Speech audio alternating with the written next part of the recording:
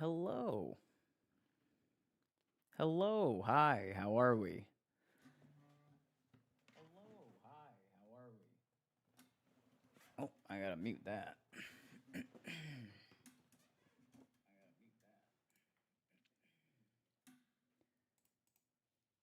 Crazy thing is, it was already muted. That's the crazy part about this.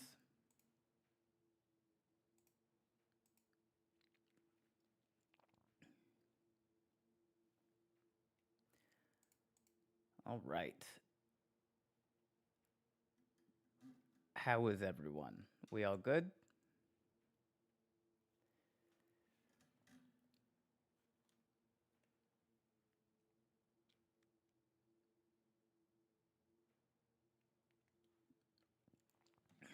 Good. Good. Good. Good.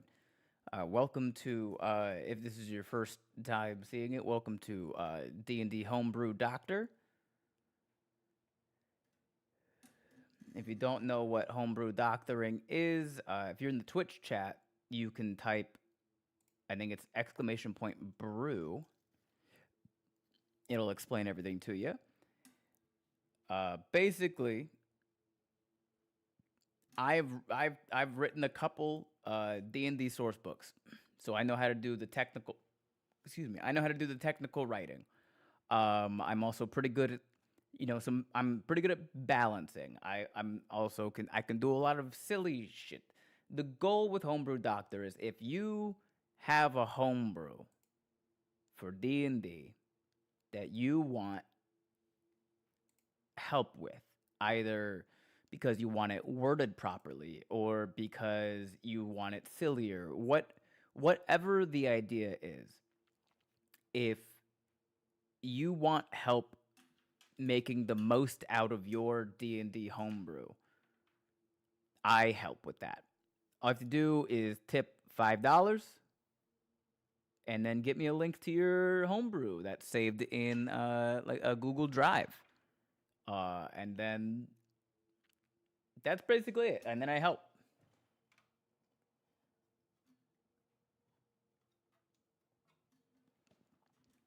Everyone should want it sillier. Well, I mean, I want it sillier. A lot of people like sillier, but I think just as many people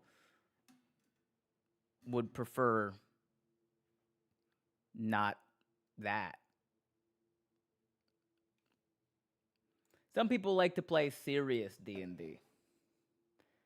And that's okay. And that's okay. But if we don't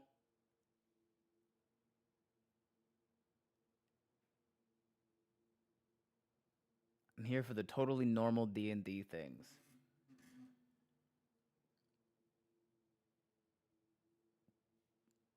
$15 stream streak. Look at that.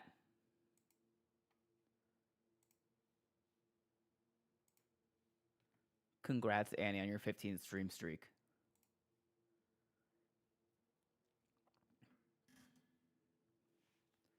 Cookout? I don't know where you're seeing cookout at, Josh, but this ain't no cookout. I wish there was a cookout here. I'm at a 12 stream streak. Hell yeah, lovely mystery. I have watched things 15 times. Yes, you have. Also, does my mic sound different? I adjusted some settings on my soundboard the other day. And I think I accidentally just had everything set to go to the headphone jack and not the actual output. But I fixed that. So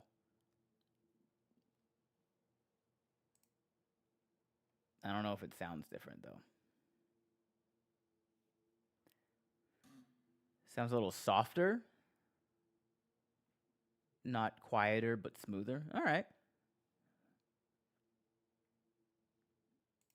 That's good. That's a good change.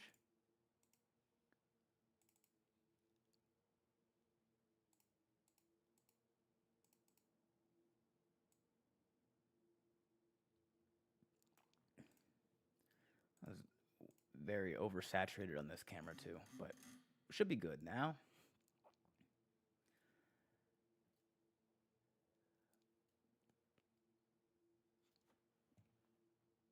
With all that being said and all that being set up, does anyone have any homebrew that they'd like doctored?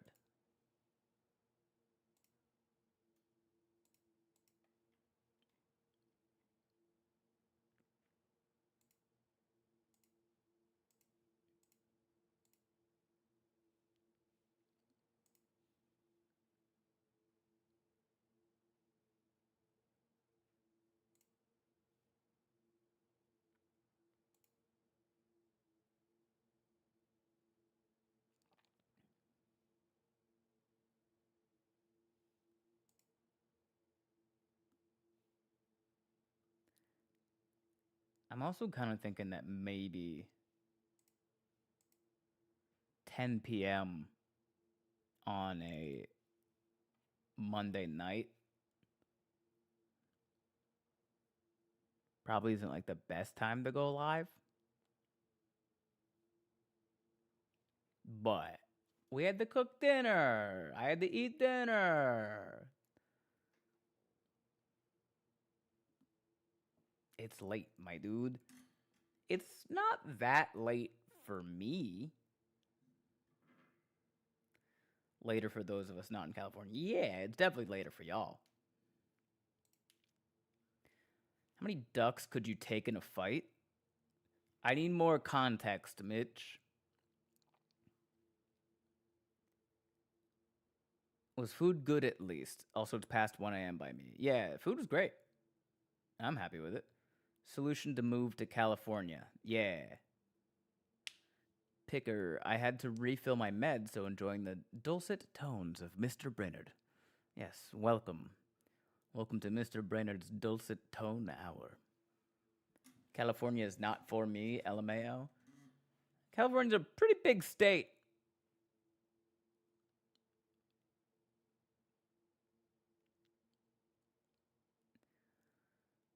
I'd move to California, but I'm not the only person in that decision. Fair. Expensive, and I'm terrified of earthquakes.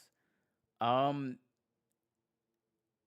Los Angeles is not nearly as expensive as the world would have you believe that it is.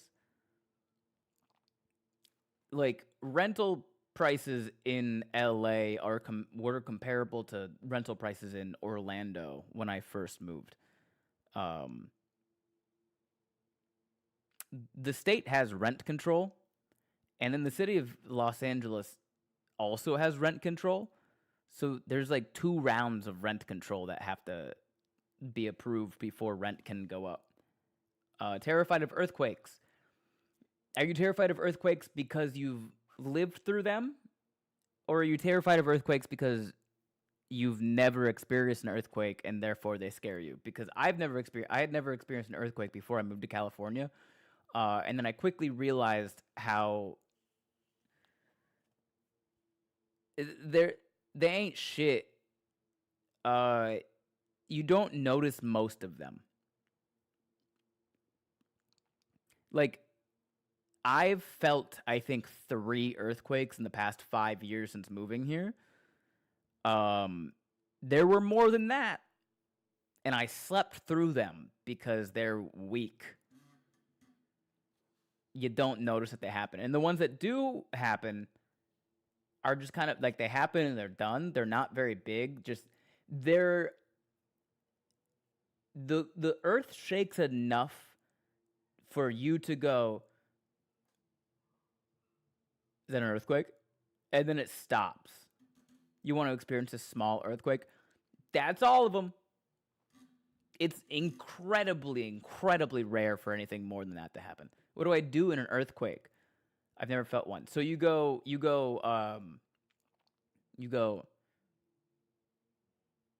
Thanks for the follow, Talon Reaper. You go. So it starts happening, and in the first second, you start thinking, is somebody bouncing their leg at this table? And then and then you look under the table and nobody's bouncing their leg, and then it like the second, you're like, is this an earthquake?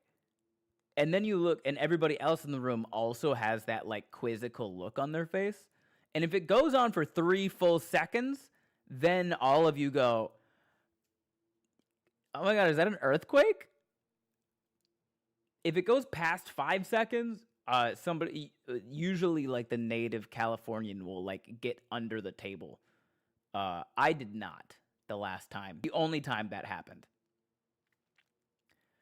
I didn't. It didn't even occur to me that I should do anything until people started crawling under the table, and I was like, I think, I think it's fine.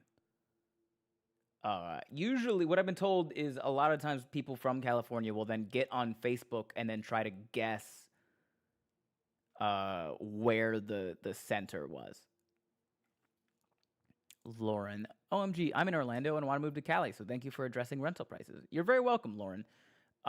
If you want to buy, like if you want to own, not California, but if you want to rent, California's fine.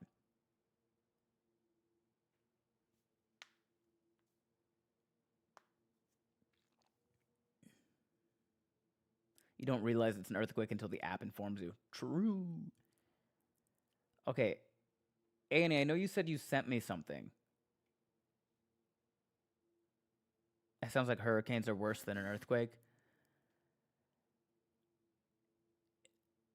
Like, yes, comma, but hurricanes last a lot longer. Earthquakes barely last more than like 5 seconds most of the time. Okay, you sent me something on Google. Got it.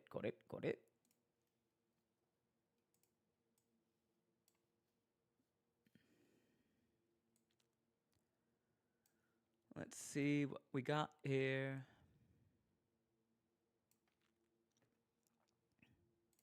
Shared with me. Totally normal D&D things.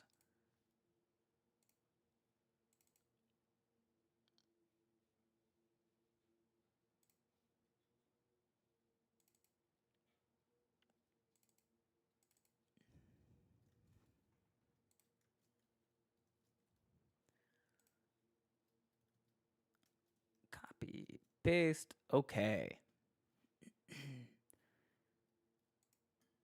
can feel the vibration of something being dropped or someone yelling through my shoes, so I can imagine I can feel them very well.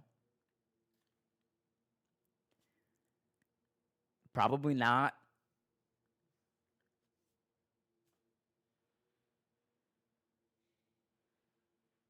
Probably not, lovely mystery.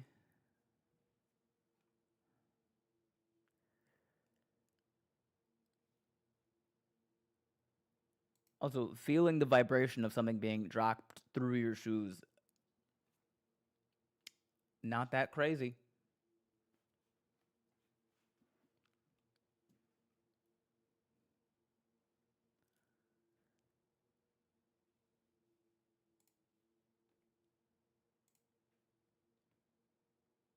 To the roar.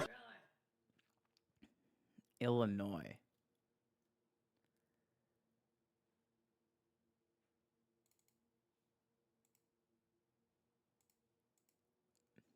Da Bears. All right.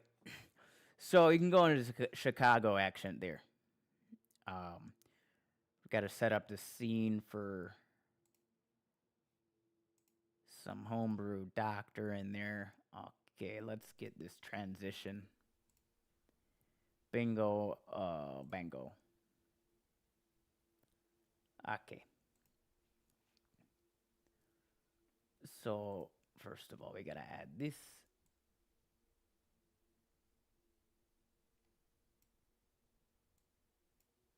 Boom. Double tap. Hey, didn't know you stream but love your stuff. Just thought you might find it funny. We do bear training drills in elementary school where I'm from. Thanks for being here, Double Tap. Appreciate you. Yeah, the bear drills, that sounds pretty normal, honestly. Where are you from, Double Tap? I want to guess Alaska. I think Alaska's got some bear drills there.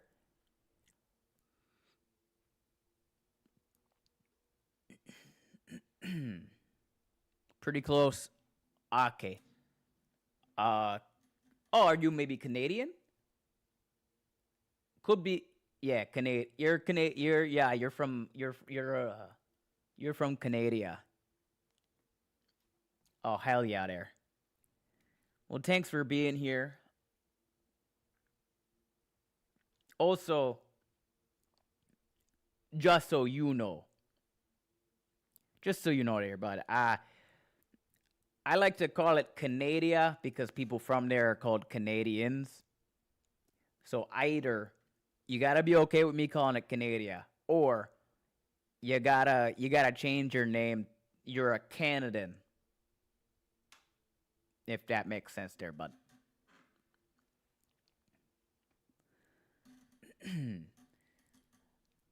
All right. I don't know how many more accents I can do tonight. I can already.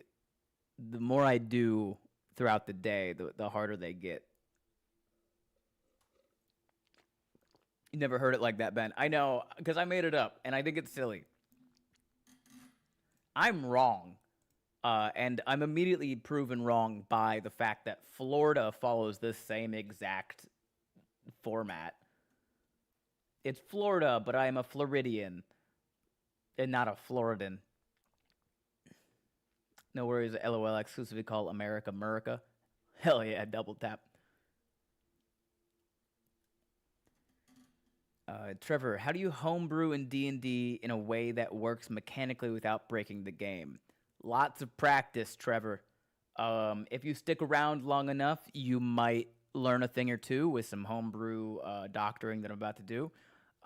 You're welcome to stick around in TikTok, but it will probably be easier if you head over to Twitch or YouTube if you wanted to actually like try to learn more.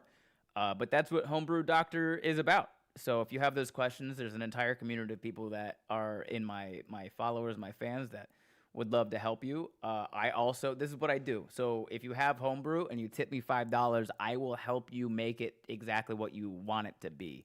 That's the goal of the Homebrew Doctor. But let's get into this. This is more meatballs. This is Annie's tournament. This is so all of these meatball effects. Thanks for the follow, Kelsbell. Kelsbells. All these meatball effects are gonna last for 4 rounds. So we don't, or at the end of the 4th round, I should say. So we don't need to add that line in. With that being said, let's jump in. A thick fog emanates from your pores, filling a 15-foot radius centered on you. The area within the fog is heavily obscured for everyone except you.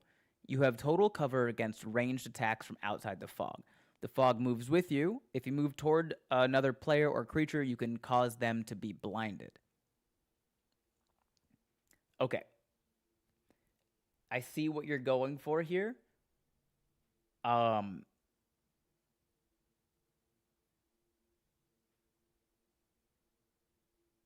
But it's a lot easier than you think it's going to be. First of all, we're going to pull up. Ooh, what's a good basis for this? The Paladin. So let's go to D&D Beyond and let's look at classes, and we'll go to the Paladin's aura, because in D&D 2024 they added emanation as an AoE shape. So, filling a 15-foot radius centered on you, this is going to be an emanation.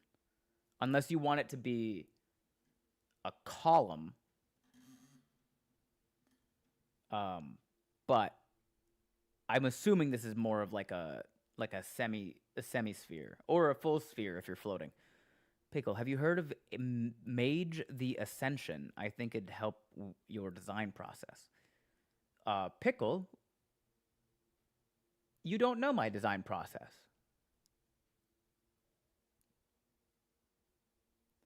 So you don't know if it would help.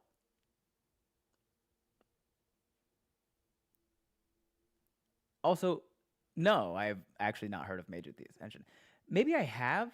It's like one of those phrases that like it's in the back of my brain. Like when I hear Mage of the Ascension, something in the back of my head's like, you've heard that phrase before. However, I don't. I have no objective description or definition for it. Okay, so we're going to go to the Paladin's aura in a 10-foot emanation that originates from you.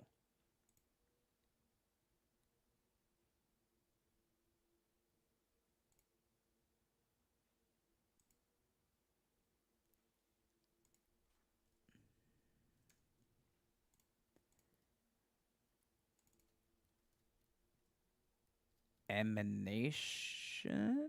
Oh wait. No, this is your copy. Where's my copy? There's my copy. We don't need filling in a 15-foot emanation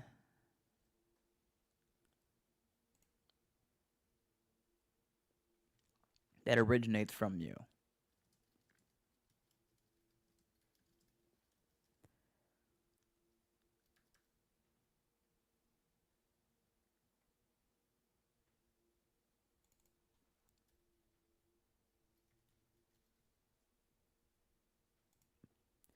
Pickle, what is your design process?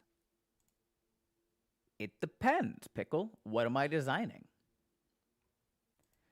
The area in the fog is heavily obscured for everyone except you.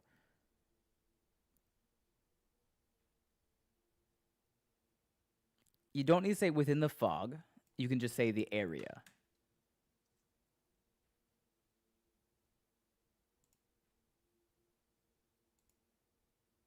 Used fog cloud for this. This is a roll table for meatball-based effects. Yes, double tap. Yes, it is. It's a D100 list. The area is heavily obscured for everyone except you. Seems fine. You don't need to put you have total cover against range attacks from outside the fog. Because that's what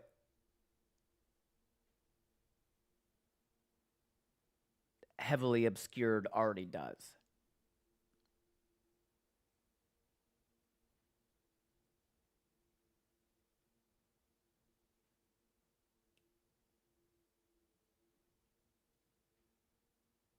Unless I am mistaken.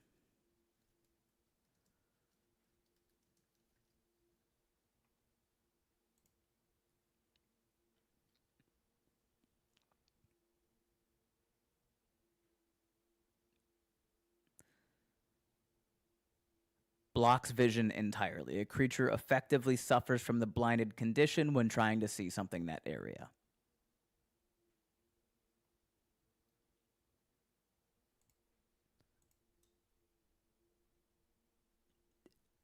So let me ask you this, Annie. The ranged attacks from outside the fog, do you want total cover because they can't see through the fog, or because the fog is so thick that ranged attacks can't fly through it? Like physically thick, not visually thick. Because if you want it that, you like both. I'll say keeping it heavy obscured is the easier route, because once you start talking about the fog is so physically thick that ranged attacks can't fly through it, there's other things that you have to consider. But let's finish this out and see what you could rule it like underwater.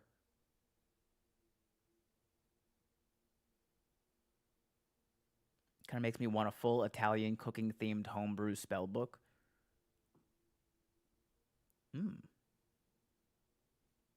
Seems fun. You know, now I'm thinking about it. I don't think the underwater would change anything. Certain weapons don't work underwater. All weapons work underwater, but only piercing weapons work normally underwater. So like bludgeoning and slashing weapons, you can still use. You just make your attacks at disadvantage.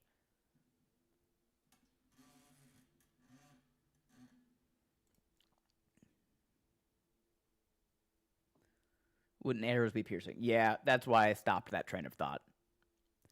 Fog moves with you. You don't need to put this because of the wording of the 15-foot emanation that originates from you. If you move toward another player or creature, you can cause them to be blinded.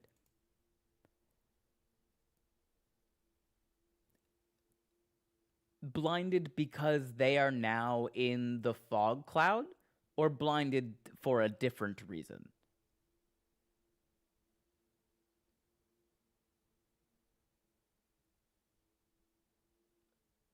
Because if it's simply that you are now enshrouding them in a cloud of heavy obscurity, you don't even need this sentence.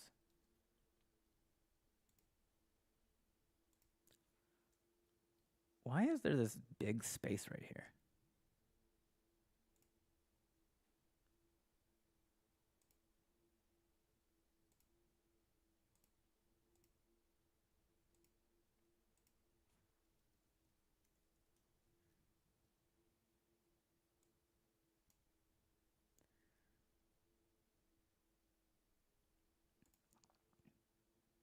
Did I misspell seeps? A thick fog seeps from your pores in a 15-foot emanation that originates from you. The area is heavily obscured for everyone except you. Boom. Easy peasy lemon squeezy. The meatball, the next one. Sorry. Curious George. I don't know if you're still in my TikTok chat, Curious George, but just joined. What's going on? I'm doing a thing that I call the homebrew doctor. You can tip me $5 and send me your D&D homebrew, and I will fix it for you. Whether that be writing it technically correct or helping you just get the most out of it that you're trying to get out of it. Right now, we're working in a D100 list of magic meatballs.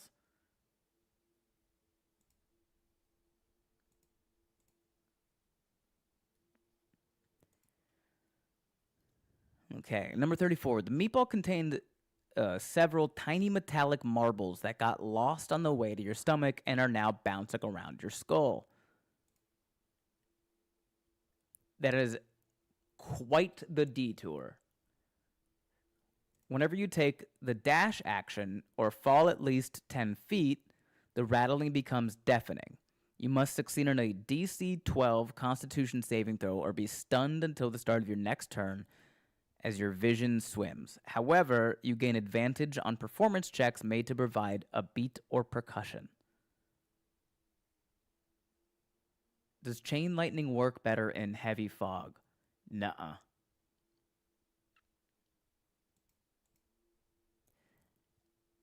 I'm wondering if anyone recognizes the reference. I do not recognize this reference, Annie.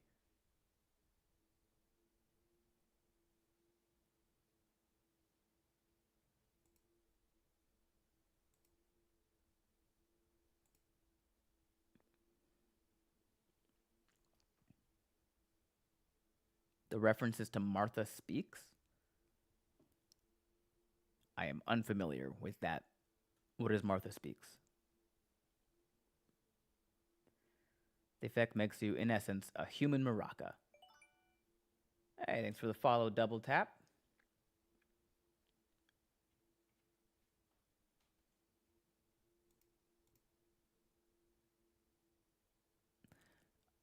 So, this line is silly, but so incredibly niche.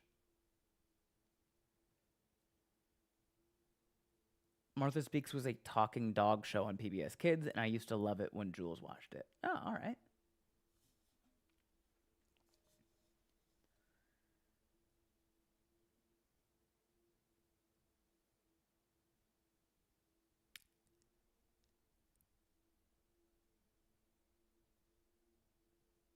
Can you think of a way to broaden it? Yes, but it's a negative. I would say I couldn't think of a good way to give it a positive. Do you need it to have a positive?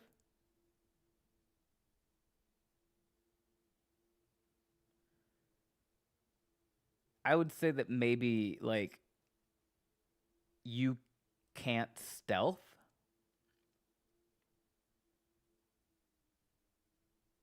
Like you cannot benefit from stealth or invisibility. Um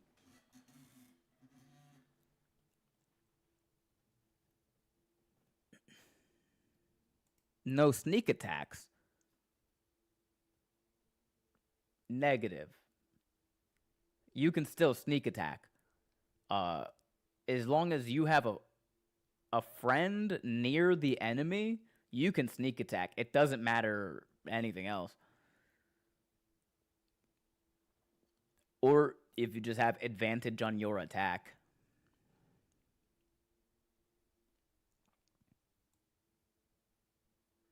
Yeah, sneak attack, you don't actually need to be stealthed. You just the enemy needs to be like quote unquote distracted in any way. Sneak attack in its basic form is basically just pack tactics.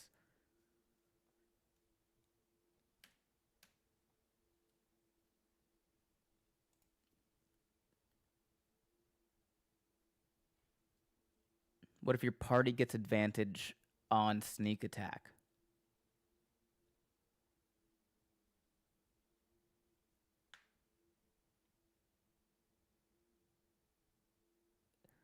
Uh that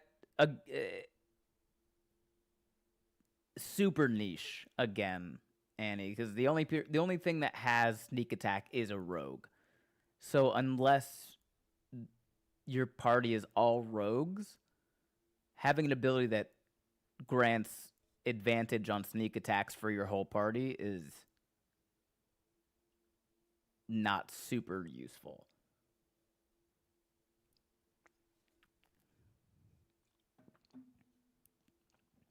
God of Thunder. Sneak attack triggers off advantage and then some other trigger based off of the rogue subtype.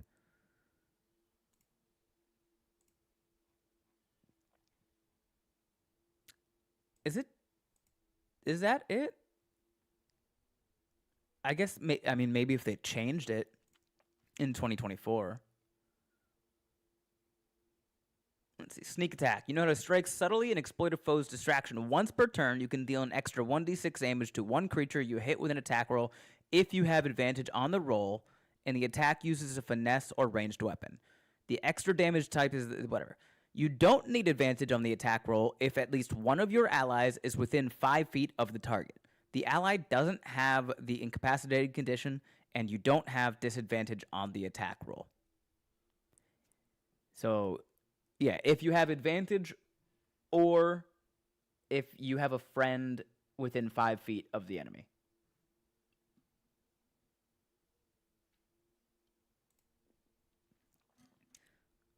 Anyway, whenever you take the dash action or fall at least 10 feet, the rattling becomes deafening.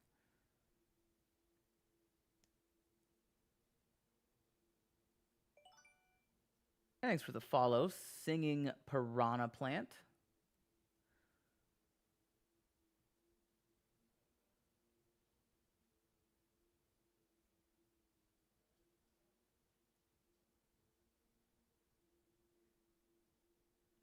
Hmm.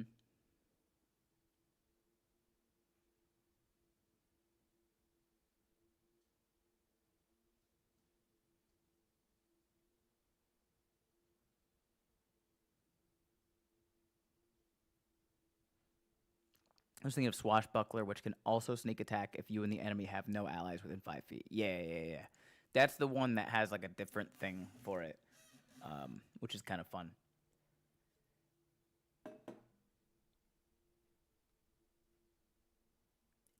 Why?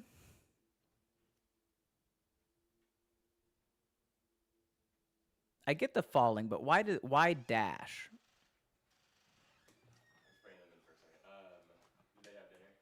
Yeah, Okay, yeah. cool. I fed him at like 5:30. Okay, cool. I put the food away. I'm probably gonna pass the fuck out. I might leave my door just slightly ajar so that they can go in and out. Sure. Yeah. Okay. Cool. All right. Welcome home. Yeah. Thank you. Hope you're. So you did cooking stream and now you're doing other stream. Yeah, homebrew doctor. Let's go, baby.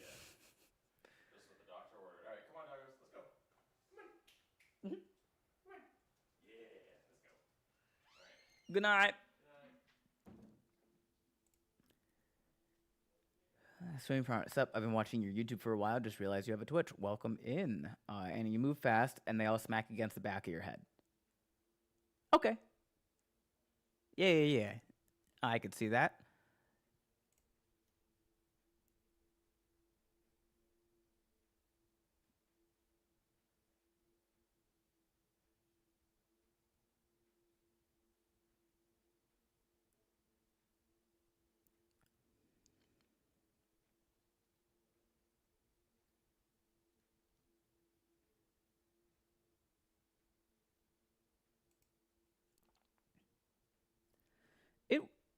It works.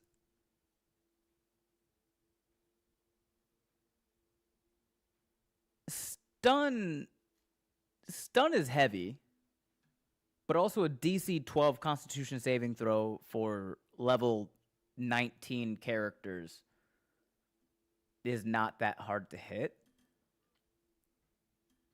Additionally, I don't think taking the dash action or falling at least 10 feet are very common things.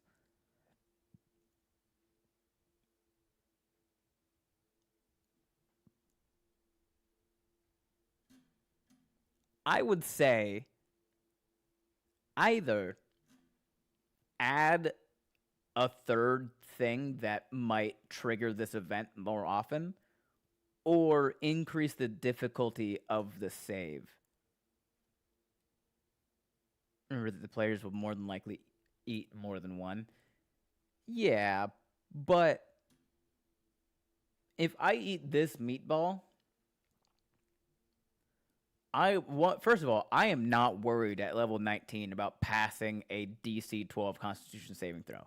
So immediately this meatball is kind of just like, who cares? Additionally, the only things that trigger are dashing, which I control. I can choose to not dash, or falling at least 10 feet, which doesn't happen super often. So a very low DC and very uncommon triggers.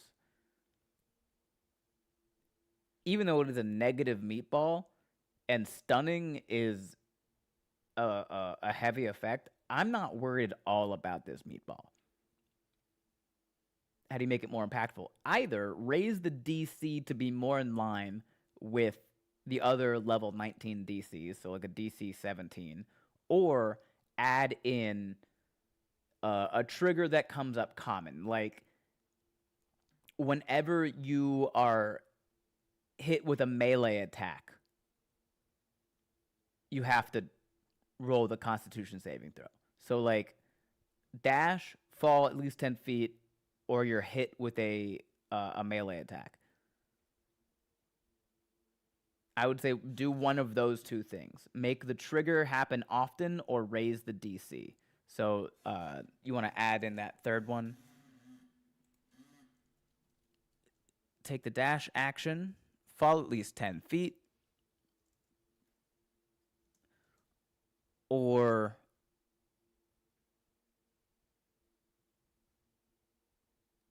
are hit by a melee attack. The rattling becomes deafening. You must succeed on a DC 12 Constitution saving throw or be stunned until the start of your next turn as your vision swims. Seems good to me. Number 35. All charms/enchantments upon you are dispelled, including those caused by other meatballs. No, you may not choose which ones.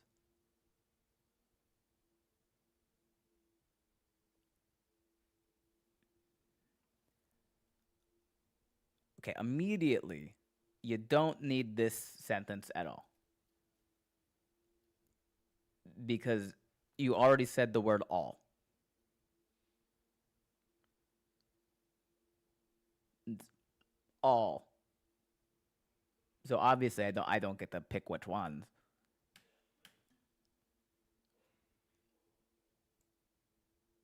And then this needs to become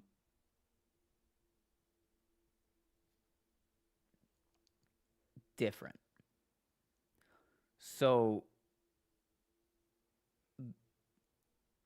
there is a charm. Charm is a thing in D&D.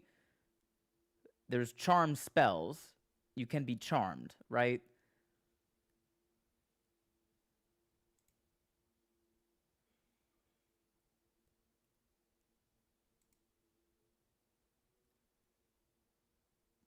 That can't be confused with like a different type of charm. And then enchantment, again, that's a type of spell.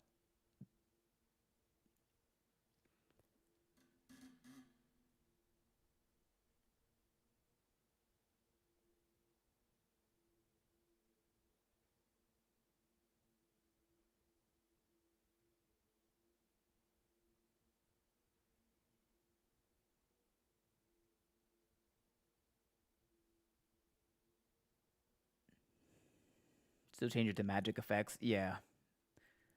Ferris Spring Academy. Hello, Ben. Hello.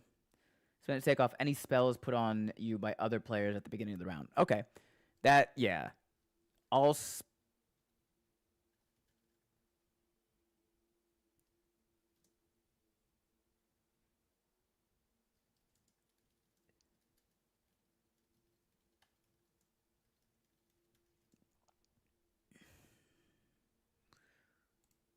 let's look at Dispel Magic.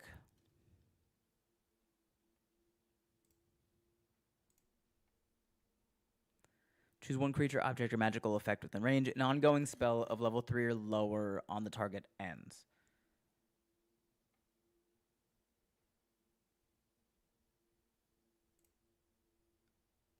All ongoing spells and other magical effects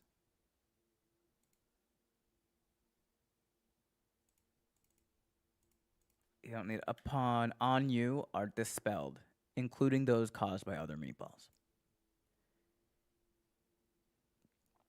I've been debating this one because does it make it more fun?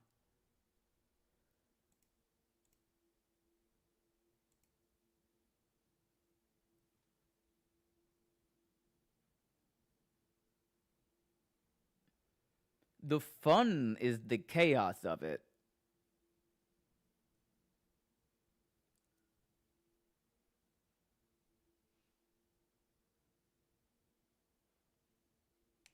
Might be a relief to a player who has a bunch of negative effects stacked, but it also might be like you're the only one not dealing with the insanity.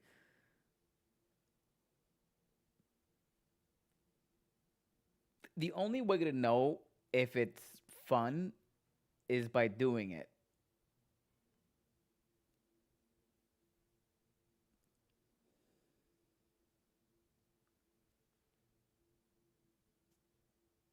But also, if you get the one meatball out of 100 possible effects that dispels the magic,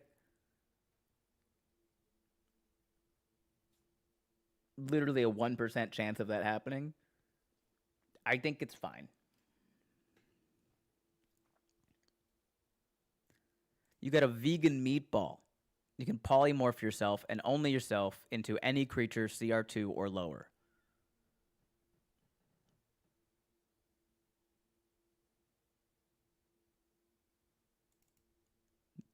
Can?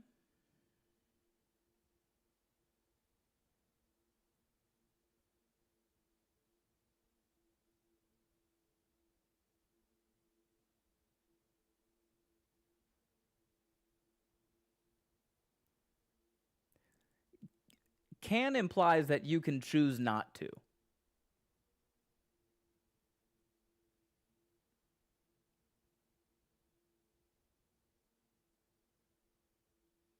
Right, as Singing Piranha Plant is saying.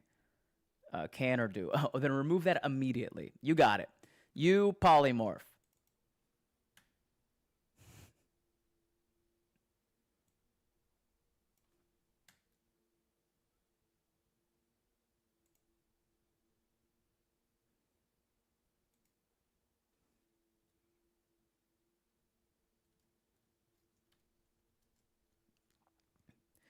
I would say you transform into into a creature as if under the polymorph spell.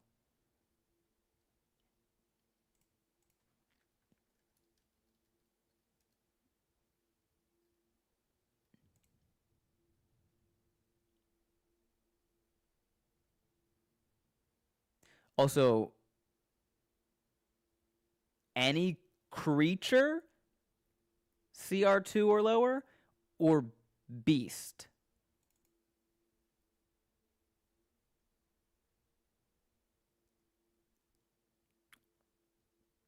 Creature.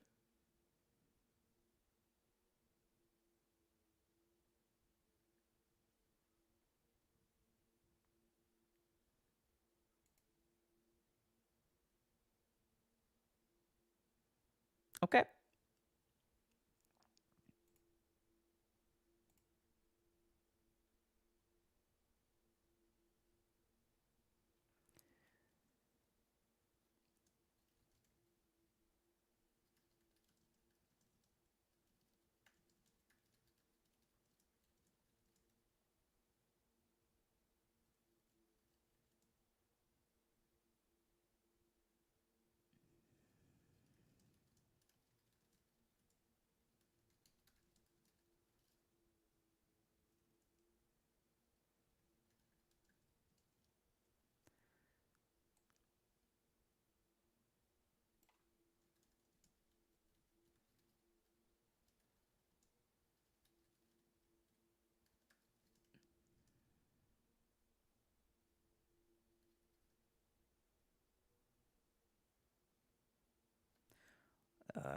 Must be. Let me see what like Druid says for the wording on that one. The Druid's wild shape feature.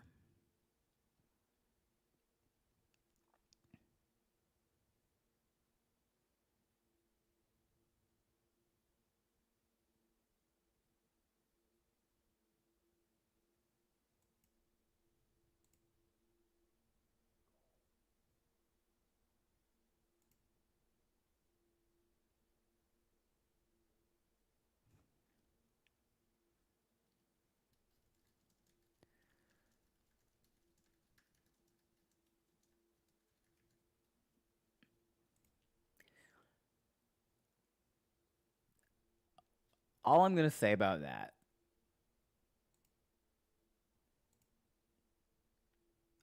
is thank God I'm not the DM.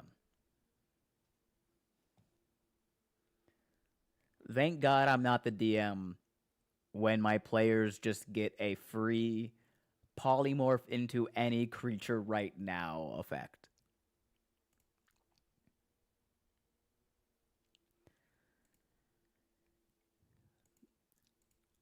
Okay. Number 37. As you take a bite of the meatball, a spider crawls out and bites you directly on the lip. You take 4d8 poison damage and gain the ability to cast the web spell as a reaction without concentration.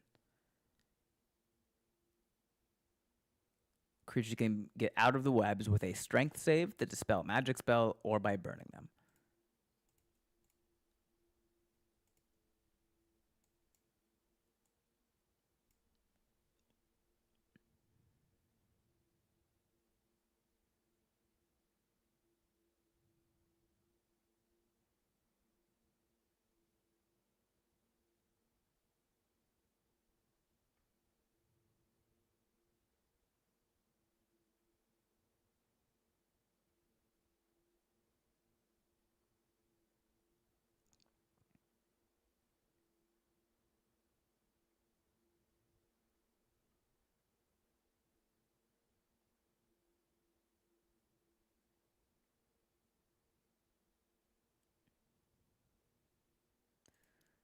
Okay.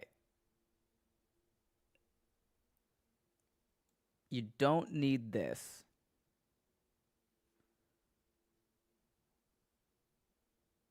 Yeah, the web spell includes strength saves and flammable and like so as long as you say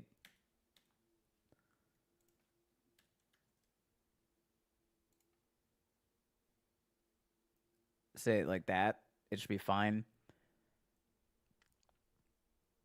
So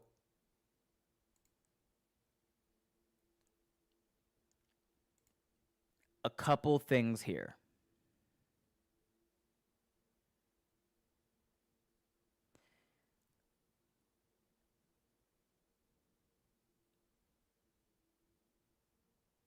How often can they cast the web spell? Is it every turn as a reaction? Number two, what events trigger the reaction? Like, what has to happen for them to be able to use a reaction to cast this spell?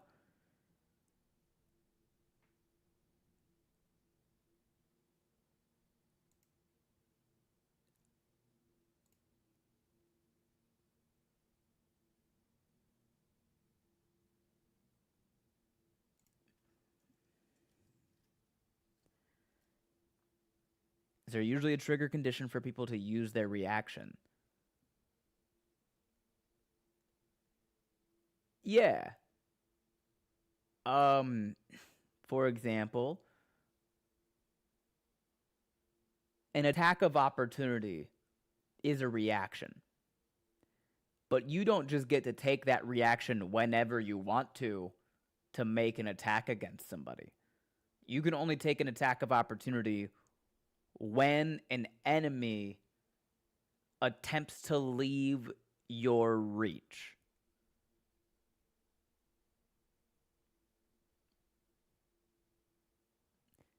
Featherfall is a reaction.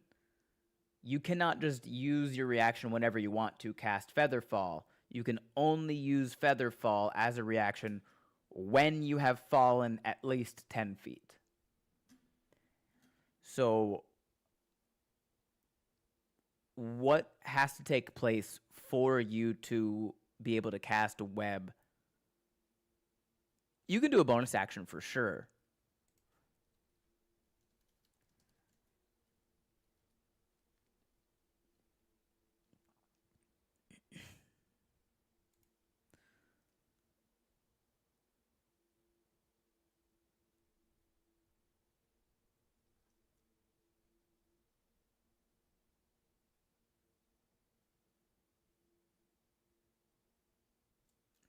Listening to y'all make homebrew makes for fire studying backdrop. Hell yeah, double tap.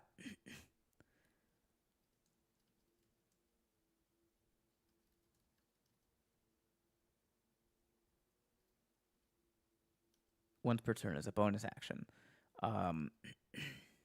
Ooh, D&D homebrew. Yeah. When did my TikTok live just reset itself? My chat certainly did. Didn't know that web was a concentration spell. It is. You have to concentrate on making the webs last longer. Yeah.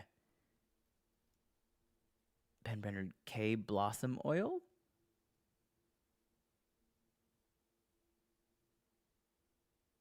What does that mean, Naya? When you cast web, you cast it in this way.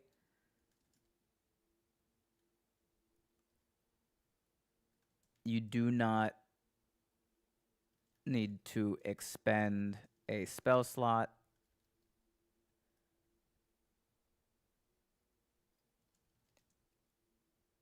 And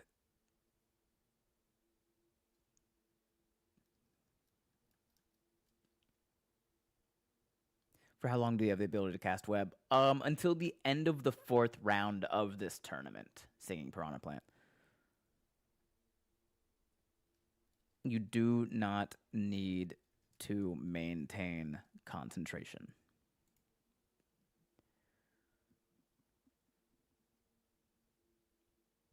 The Eyes of Sin. I'm currently playing in a face-to-face 3.5 campaign as an Eldritch Thurge. It's been lovely. I don't know what an Eldritch Thurge is.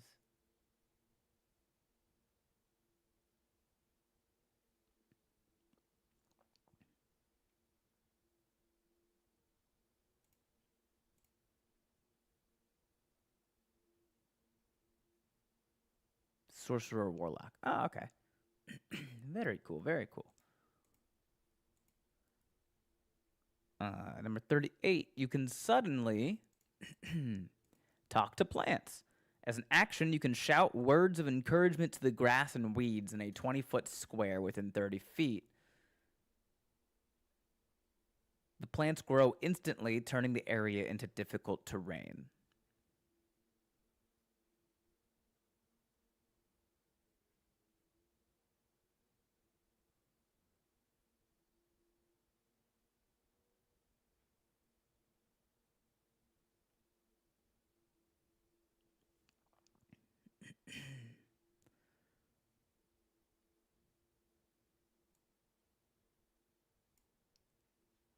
Annie, do you know what I'm going to say about this sentence that I have highlighted?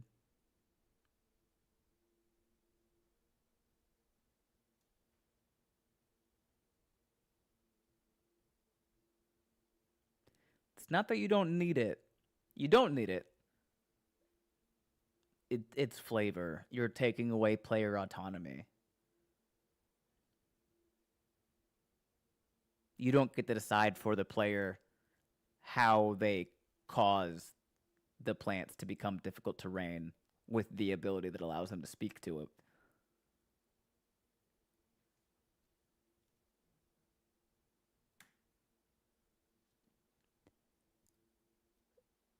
My familiar is a giant isopod. Oh, hell yeah. I fuck with isopods. It's a great familiar to have. Okay, the other thing that I want to do here, Annie, does this spell give you, or does this meatball also give you the ability to understand the plants?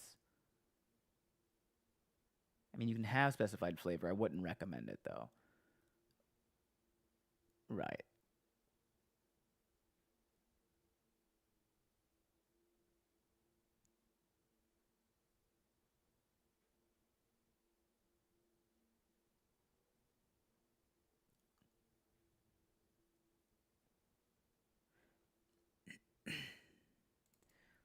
So, I would word this a little bit more specifically to make sure that people understand the plants can understand you, but you still can't understand the plants.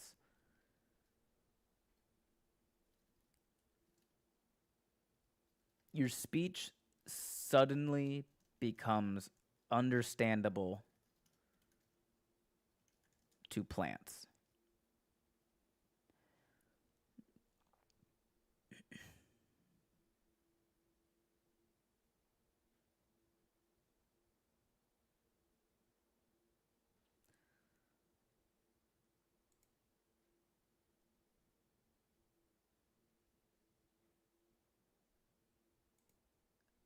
Hmm.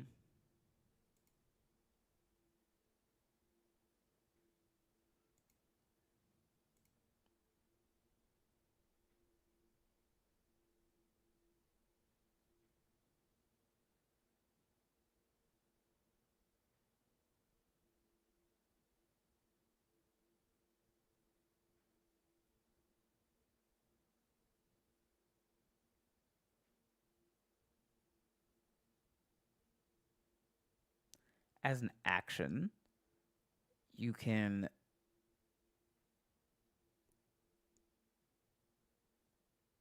using entangle. Okay.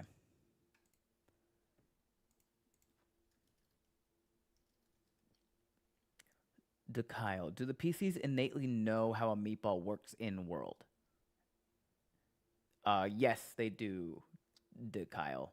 It's a self-enclosed like tournament. This isn't like a thing that's just like in a campaign in the overworld. They will figure it out. Fair enough.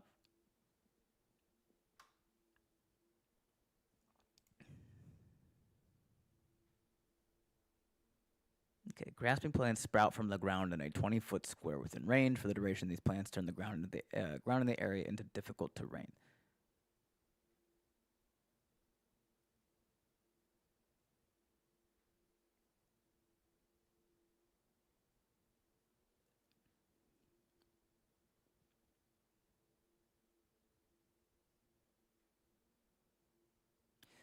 How about Annie?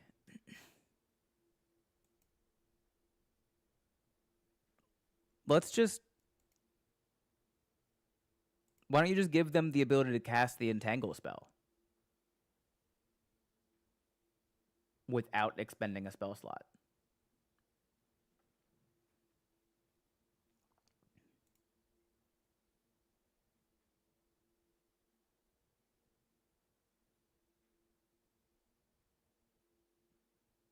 It would make more sense, wouldn't it? A little bit. They've already done all the work for us there.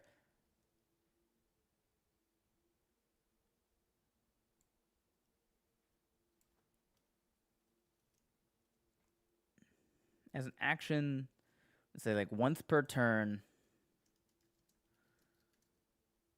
I think it's a magic action. You can use a magic action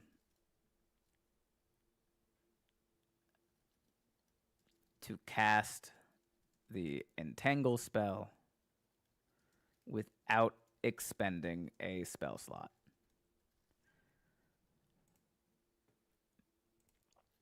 The Eyes of Sin. I love flavor text. I love lore building. I am not fantastic at crafting spells, so this is fascinating. It is concentration.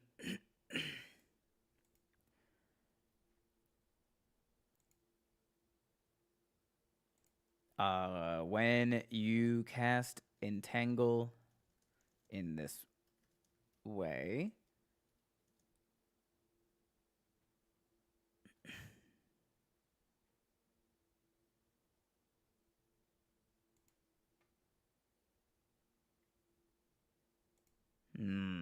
you're right.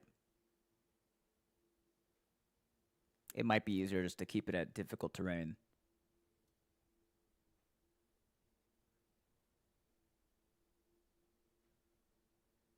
Or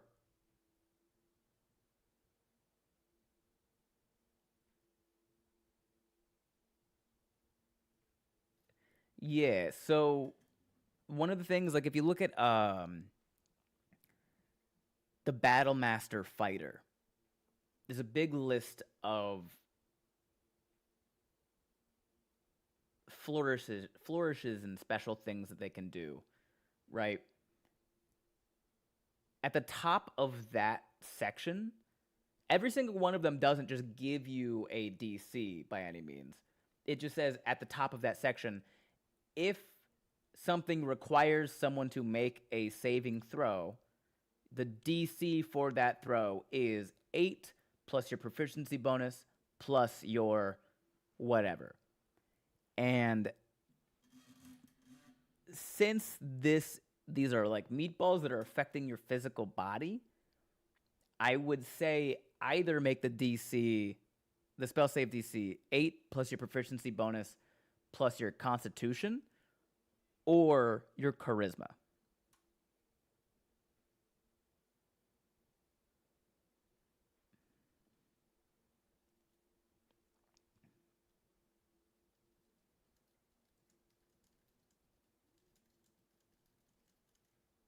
Which do you recommend?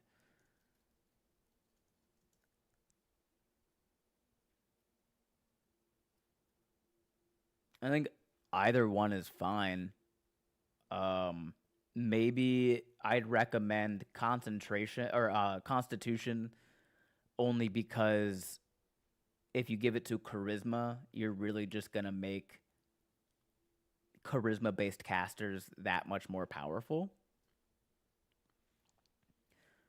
Guys, listen, I made 2 magical items for my campaign entirely for silliness.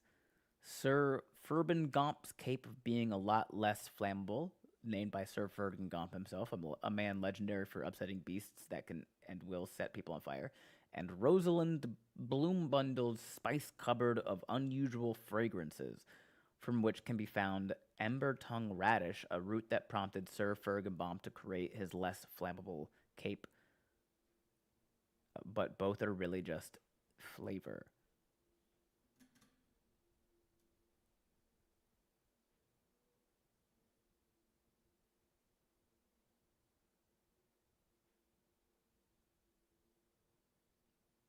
Why are they both? Why are those both just flavor? Eyes of Sin. Why not give them an effect? If you're wearing Sir Fergagomp's cape of being a lot less flammable, you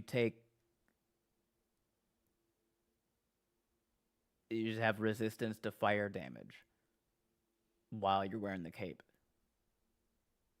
And the Ember Tongue Radish, if you eat it, you can spew flames out of your mouth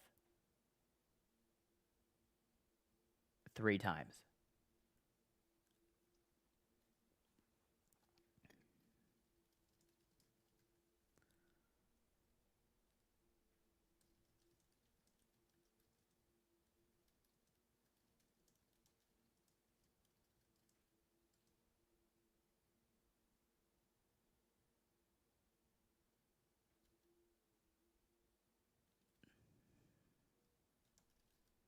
Nah, that's kind of implied.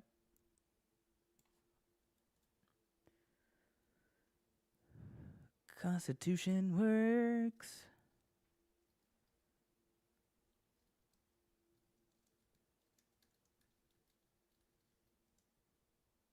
If an effect requires... Well, let me just go to the source that I said. Fair, I could actually add mechanics to both. I spent so long with my Flora and Fauna compendium, I never got around to it, and it's been over a decade at this point. It's not too late. It's never too late.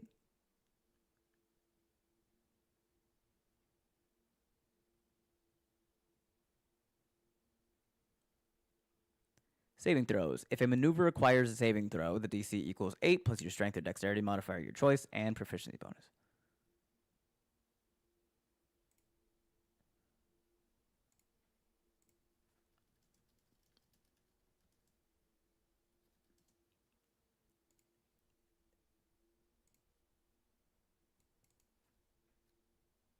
The DC equals 8 plus your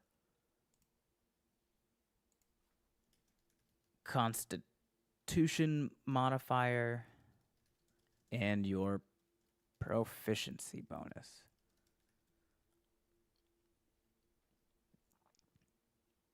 Okay. 39. The next one has way too much flavor text, but I was having fun. We'll see. You suddenly find you don't just talk to animals, you understand their primitive honesty. You gain advantage on insight checks against any creature, as you can now interpret body language and scent as literal dialogue. However, animals are incredibly blunt. A tree ant might tell you, "You smell like fear and cheap meatballs," right in the middle of a tense negotiation, causing you to take 1d10 psychic damage from the sheer audacity.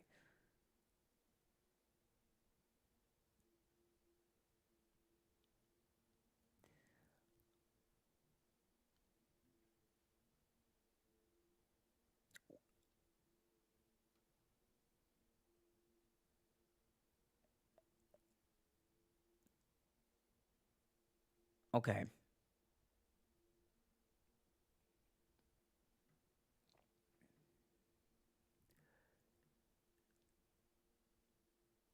What is it that you're really trying to accomplish with this meatball, Annie? Let's break it down.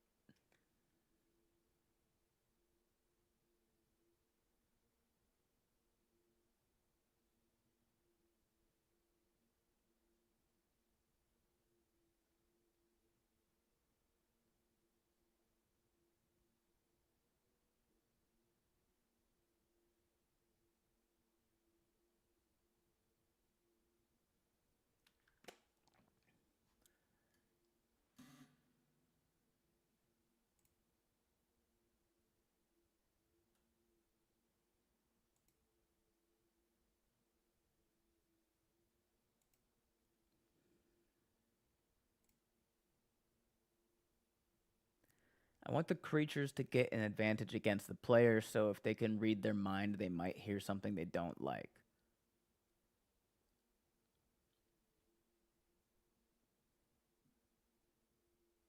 I went back and took a look at my compendium. It's not been a decade. It's been about 16 years. Time is a thing. Time is made up.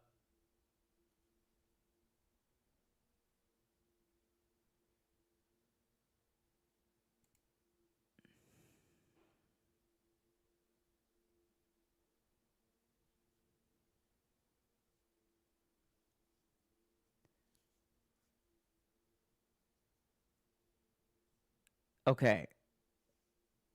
Let me ask you this, Annie. Do you think a bad DM could misuse this ability to ruin a player's day?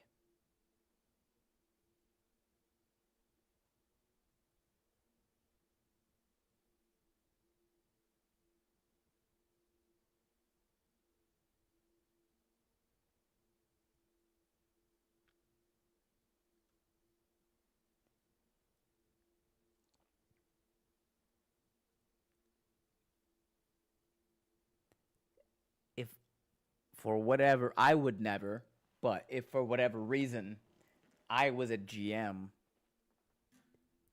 and I had a weird grudge against one of my players who ended up eating this meatball, they're just going to hear a lot of really bad things about them. And every single one individually would be a new instance of 1d10 psychic damage that my player doesn't even need to make a roll to avoid and can't turn off.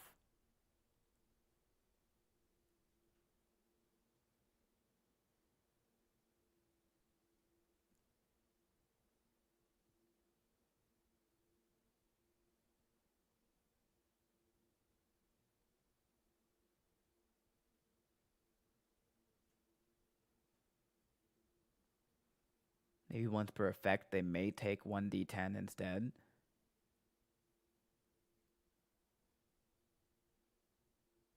We can eliminate that line altogether. I mean, if you eliminate that line, you're gonna eliminate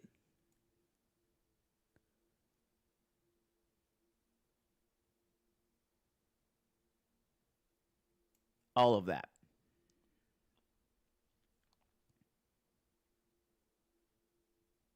And if it's any creature, you can get rid of that too.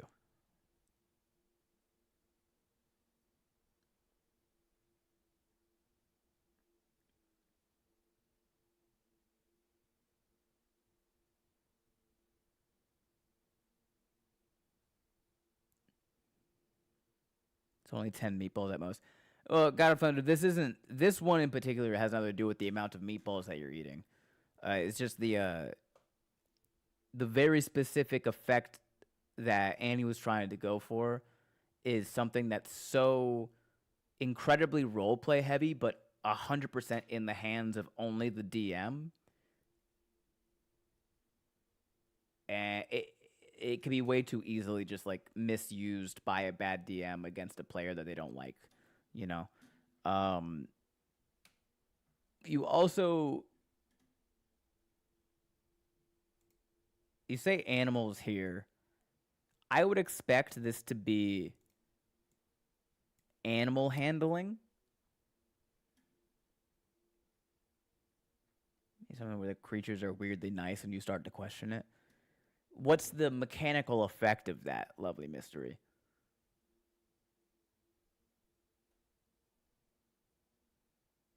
That is, it's like fun and silly that creatures are weirdly nice to you.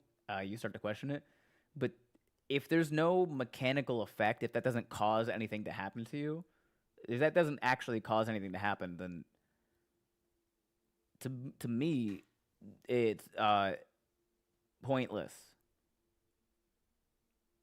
That is 100% ribbon. 100% role play. But if you have a player at your table who doesn't like to role play, you've done absolutely nothing to them. Just throwing out suggestions. No, no, no, absolutely. Um, Please continue to throw out suggestions. I like suggestions. I was letting you know that like that idea would need to be expounded upon for some sort of mechanical effect to happen for sure. You gain advantage on animal handling. Oh wait, what is animal handling? Is that a wisdom? I think that's wisdom.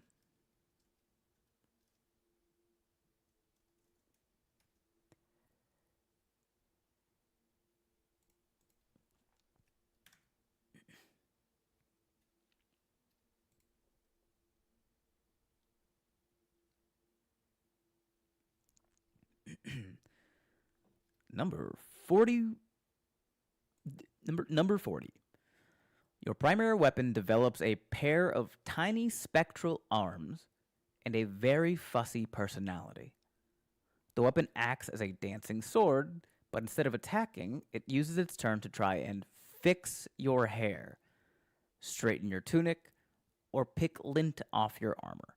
While the weapon cannot be used, you gain a +1 to AC because the weapon is constantly swatting away unsightly dust and occasionally arrows and enemies.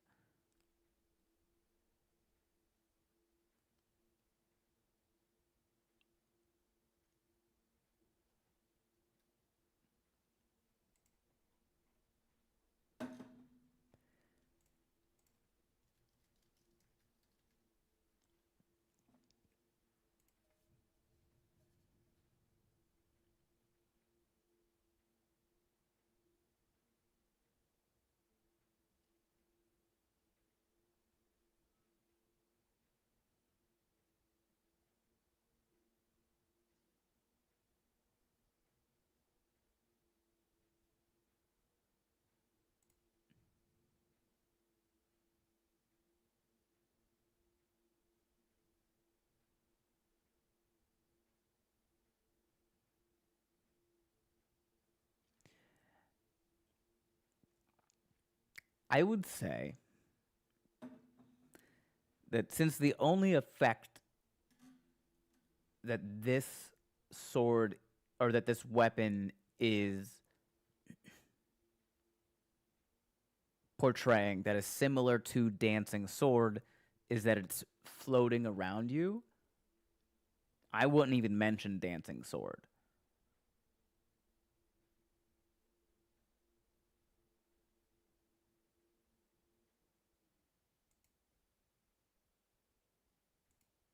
AJ, hello again. Hope your dinner was excellent. It was. Welcome in, AJ. Woman acts as a dancing sword. So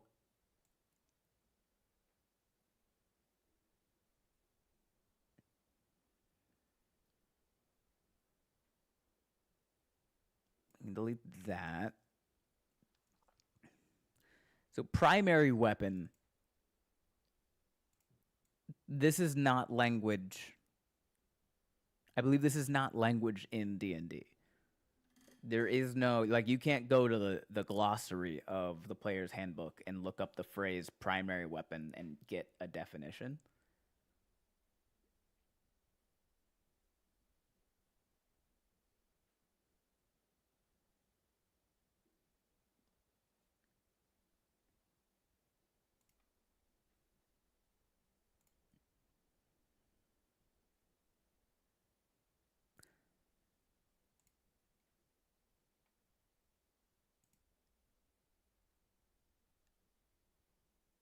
So what do you call your normal weapon? The weapon in your main hand?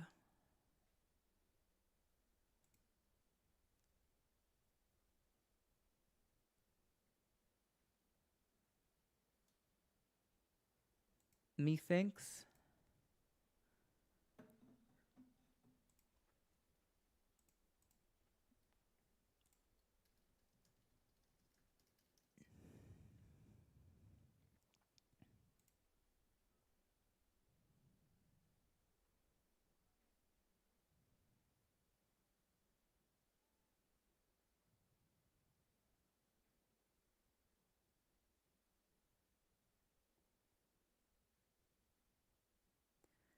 Don't want to interrupt y'all cooking your meatballs, but do regions of Florida have a country accent? Just curious. Yeah, mostly North Florida. Uh, but there can be pockets of country accents for sure. Singing piranha plant. How about just the weapons you are wielding at the time? Manhand isn't real TTRPG language either, I believe. I think you're right.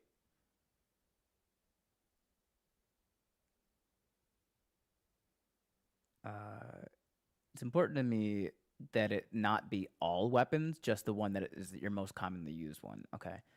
Jay, you are likely Hear the roar. so disregard this message, but you've got your Elden Ring title running on the YouTube slide. I was not aware, and I thought I changed that. I say equipped, yeah, but that both if you're dual wielding, both would be equipped. Regional Florida for the lulz. Are you asking me to do like a rural southern Florida accent? Because otherwise, Florida doesn't really have. Florida's got several accents. Uh, I was born and raised in Florida, and this is my accent.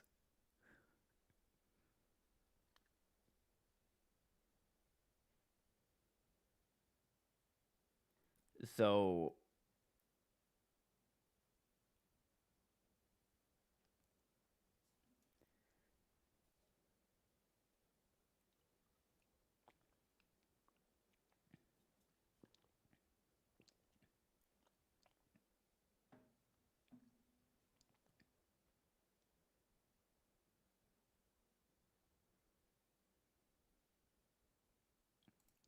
the Eyes of Sin. That's actually a pretty fun mechanic for a pillow. I'll be honest with you.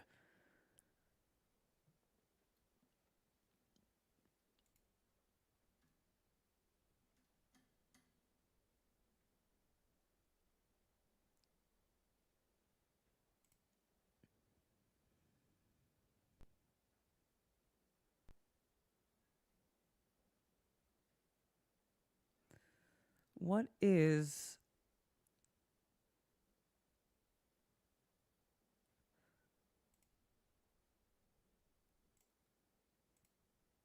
Let me.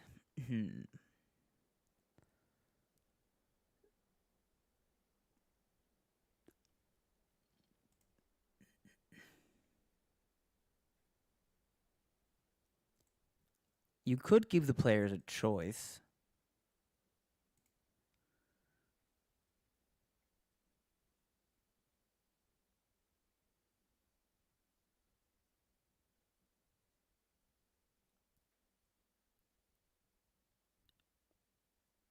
I think you might have to.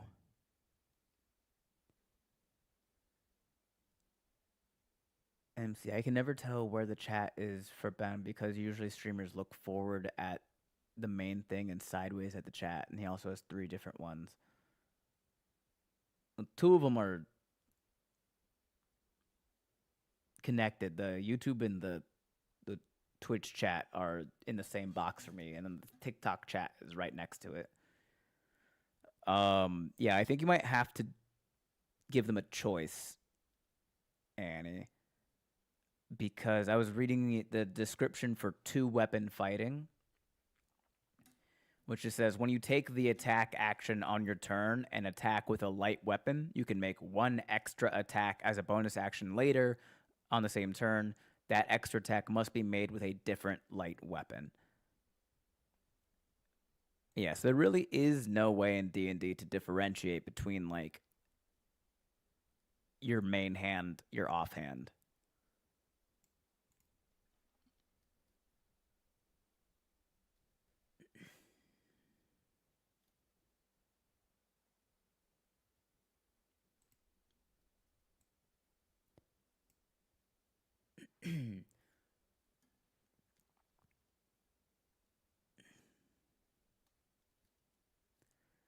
uh could we give the DM a choice? The player might feel inclined to use something they know they won't use. Let's see.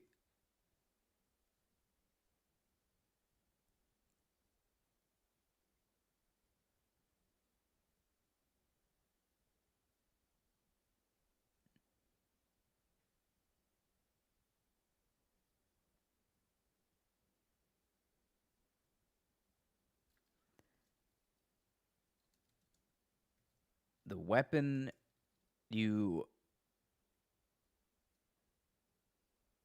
are currently wielding develops a pair of tiny spectral arms and a very fussy personality.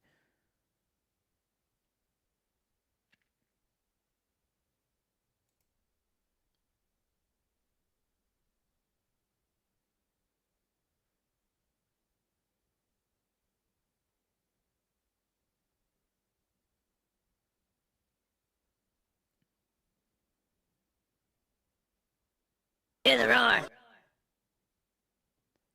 God, that is loud, huh?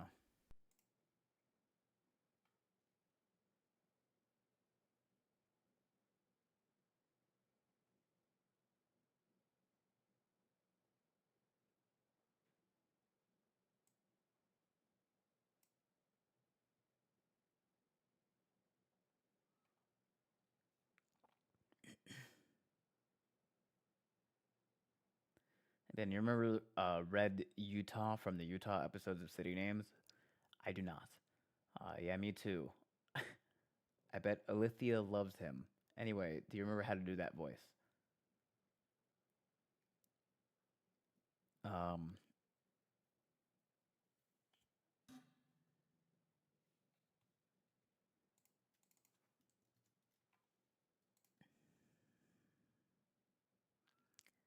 I don't think Utah has much of an accent.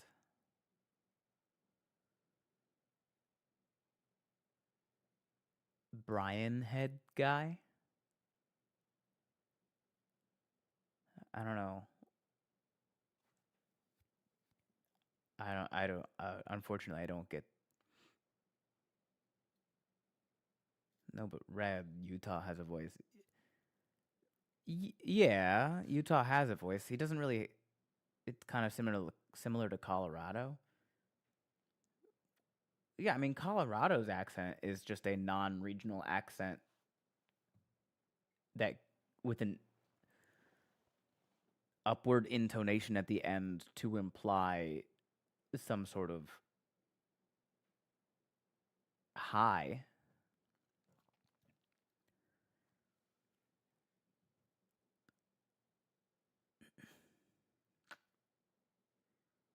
Red Utah was just less Mormon, I think.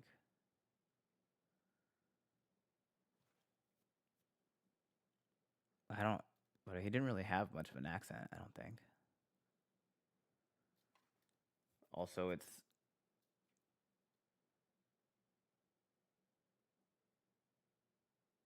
near midnight, so I'm not sure I'm going to be able to whip out accents with a quickness right now.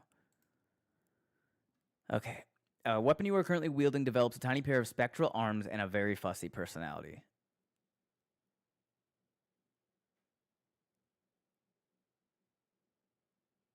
Want me to pause the redeem for now? Um, can you?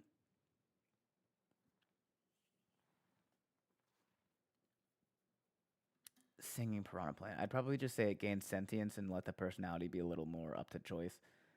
I'd also change or pick lint off your armor to pick lint off your armor. Disagree with point number 1. Agree with point number 2. Singing piranha plant.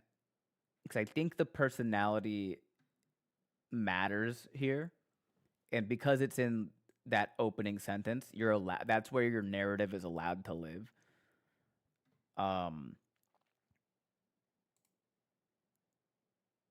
But pick lint off your armor, etc., does kind of imply that this is like a general list of generic choices the sword can make or the weapon can make on its turn. On your turn.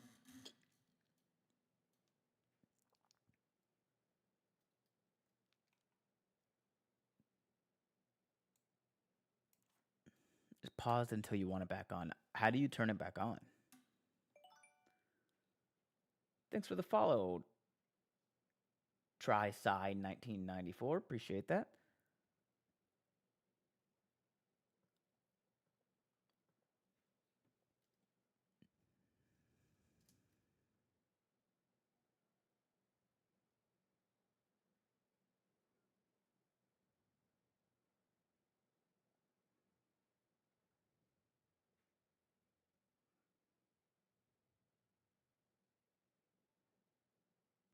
Go into your redeems menu. Okay. So weapon.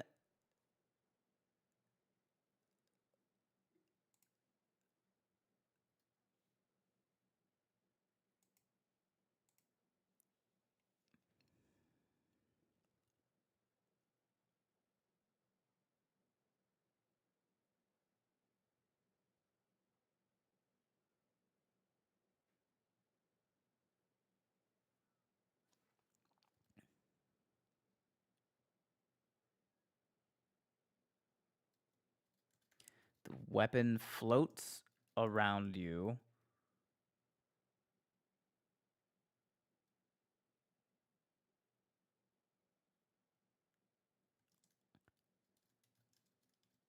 Granting you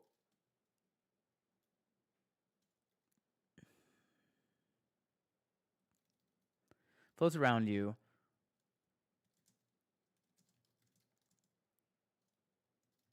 Gain a +1 bonus to your AC as it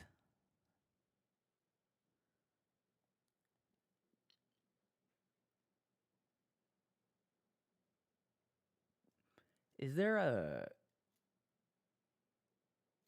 better you're patching the game now, damn. Homebrew doctor. Is there a better verb for like fusses in this way?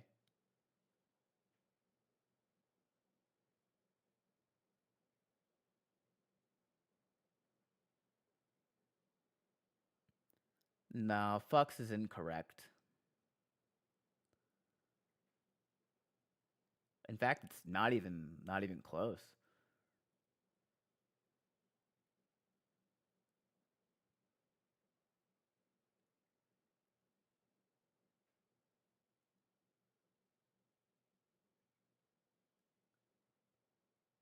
I tried. I appreciate the effort. There is a word. I like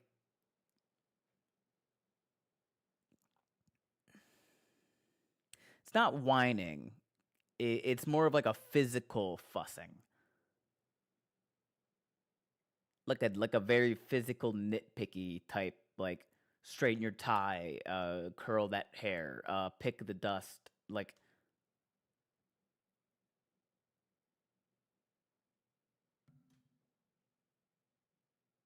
this is D&D players we're talking about. We do not want to use the word fuck.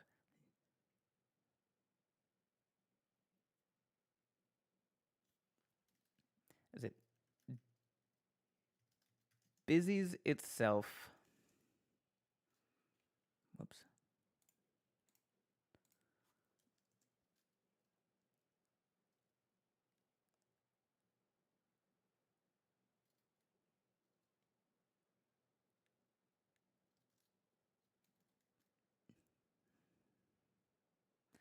Fine tune, adjust, tweak.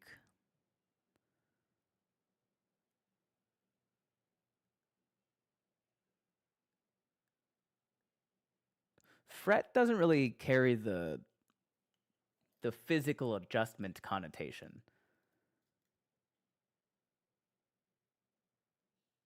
Manages good. Micromanage is close. Buttling? Preening. Thank you, AJ, on YouTube chat.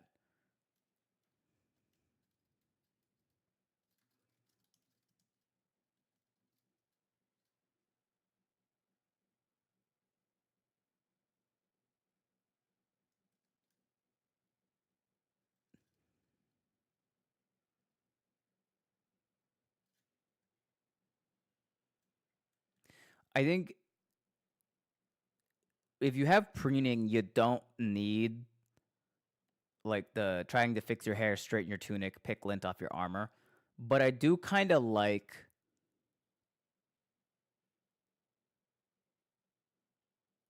having that list with the comma, etc.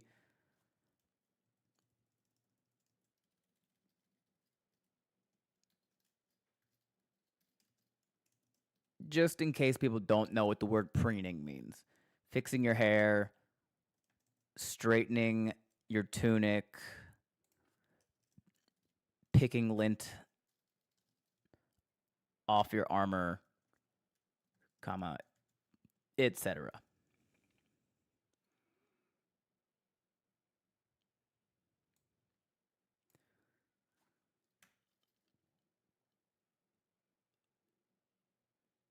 Preening your looks and posture.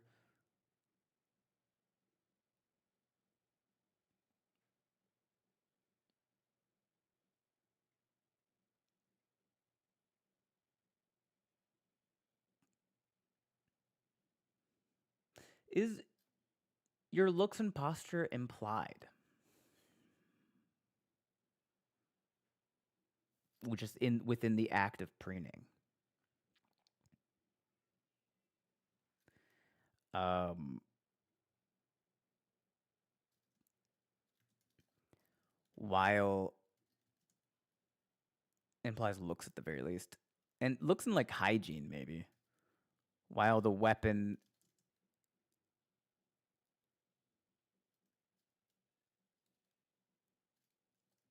preens,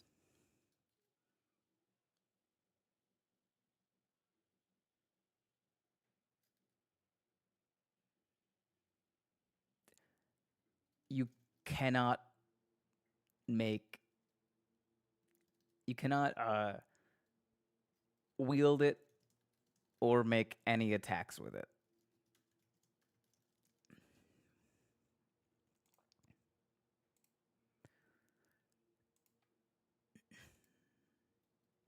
All right. We're almost there. Whoa. Okay. 41. Your lungs fill with magical helium. Your voice becomes incredibly high pitched and squeaky. Any intimidation checks you make are made with disadvantage. Additionally, you become so light that your jump distance is tripled. But if you take more than 10 points of damage in one hit, you deflate with a loud whistling sound and fly 15 feet in a random direction.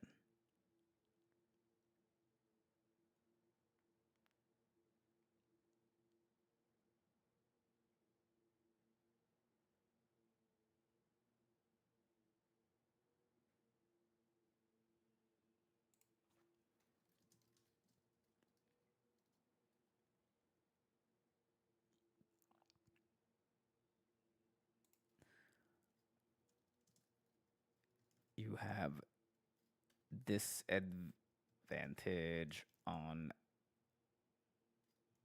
any charisma,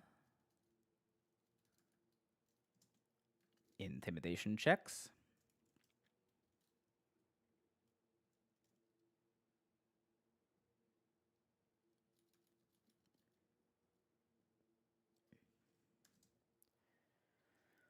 Does the voice and intimidation effect go away when you deflate? I looked it up. Preening is exactly that. So yeah, it is implied. Cool. Thank you for looking it up. Double tap. I'm gonna head out, but listen to y'all. Listening to y'all has helped with studying. I'll try and join in for future scenes while I work on projects. Hope y'all have a great night. Thanks for joining, Double Tap. Have a great night. It's a good question. I would say so. If you become deflated, thanks for the follow, Lennon. Lenhan.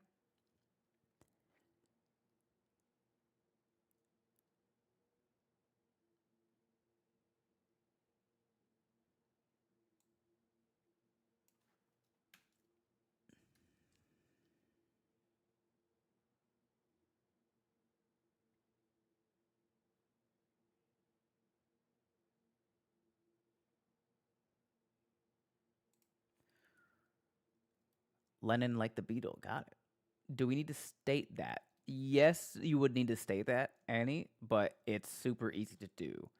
And if you know who the Beatles are, we can be friends.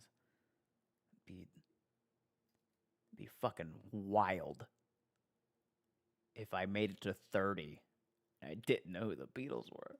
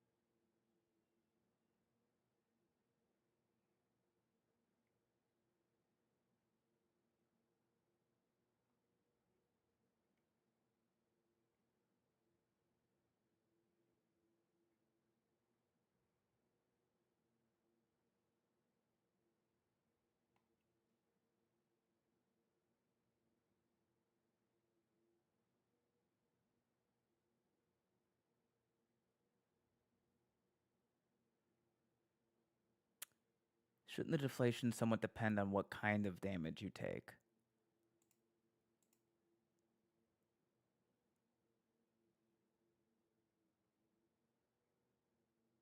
Decent point, singing piranha plant. Like psychic damage probably wouldn't deflate you. It would have to be some sort of melee, a physical. I mean, not melee, but physical, I would think. I fear dropping it to only piercing. So if you're going to make it only piercing, I would say don't put a damage threshold. Just if you take piercing damage, you deflate.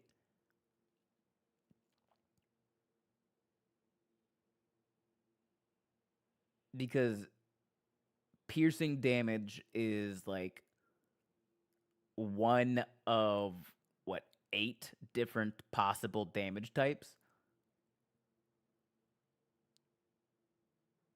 So we're talking like a 12% chance already.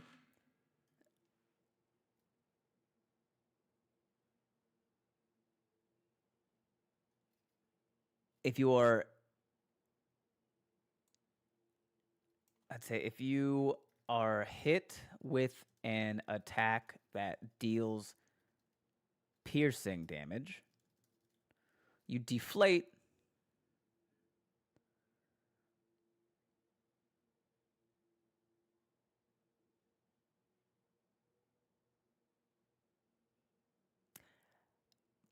I'm fine with you deflate with a loud whistling sound.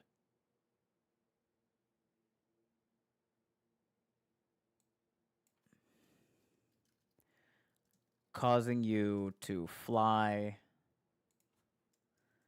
15 feet in a random direction.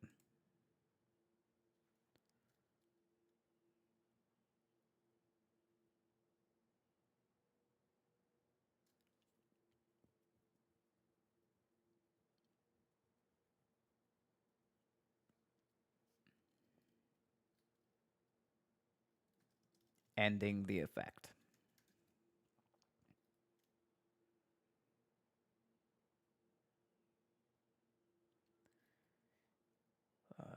A balloon would probably pop to piercing, bludgeoning, slashing, lightning, fire, acid. Just piercing does fit the gag here, though. Yeah. Yeah, I think piercing is probably the best choice here, because once you start adding in a lot more stuff, then the description becomes bloated, and we're trying to avoid bloat. Holy shit. Hello.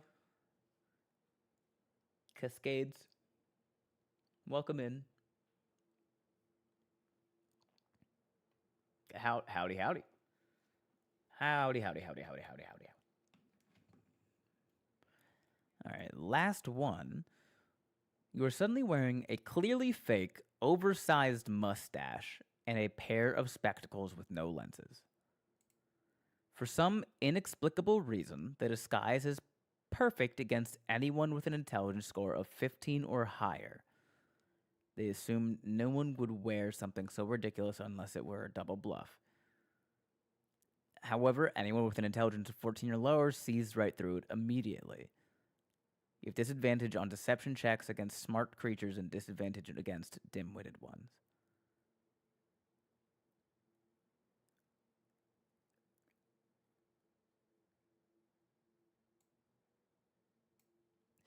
Um,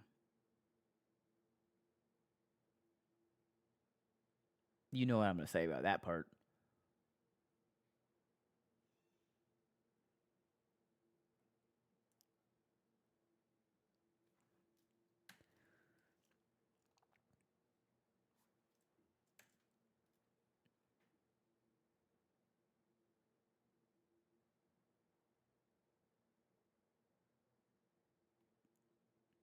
So I would also definitely, I'm probably going to rewrite a lot of this ending here, but uh, just of note, smart and dim-witted.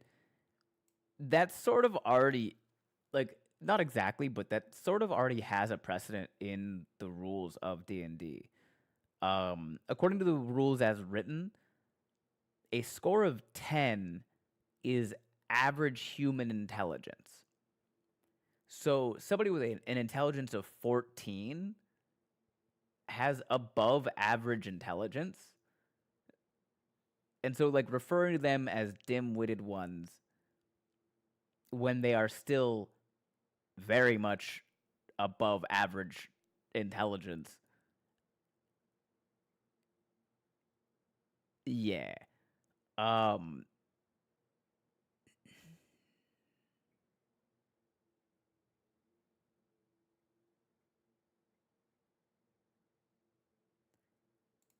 I would also add here that you cannot take off.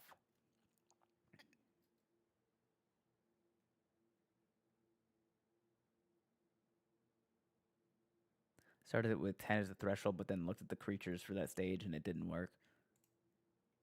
Totally fair.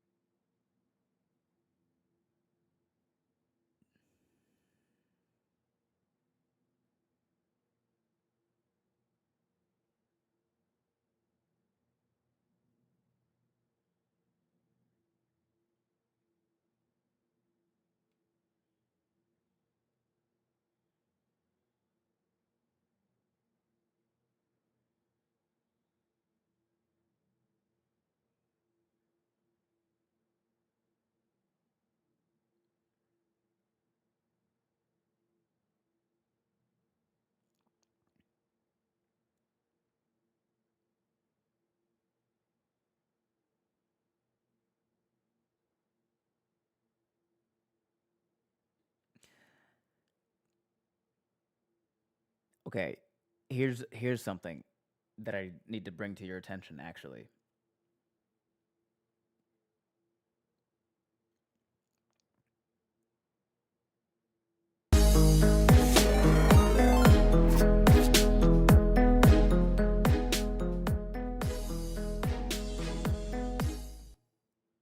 Hello, welcome in, writers. Thank you for the raid, Geek Girl Alyssa. Welcome in. What were you guys up to?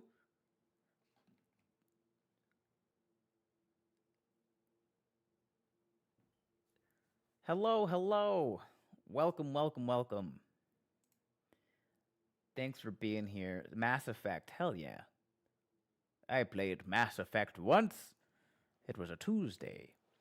We're doing some D&D homebrew doctoring. If you don't know what that is, if you have homebrew for D&D, people will tip me $5 and send me their homebrew, and then I will help them, quote unquote, fix it, or just write it properly, or try to get the most out of it that they want to get. Apparently, breaking some friends with voices. LOL. We love that. We love breaking friends with voices.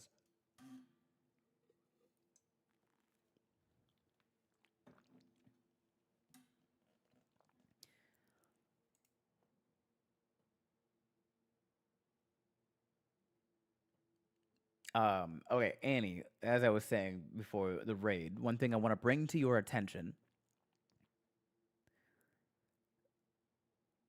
if if okay, so I'm the player. I've eaten this meatball. I'm wearing the thing. And now I'm trying to deceive a creature, right? And you as the GM, you're like, "Okay, roll deception."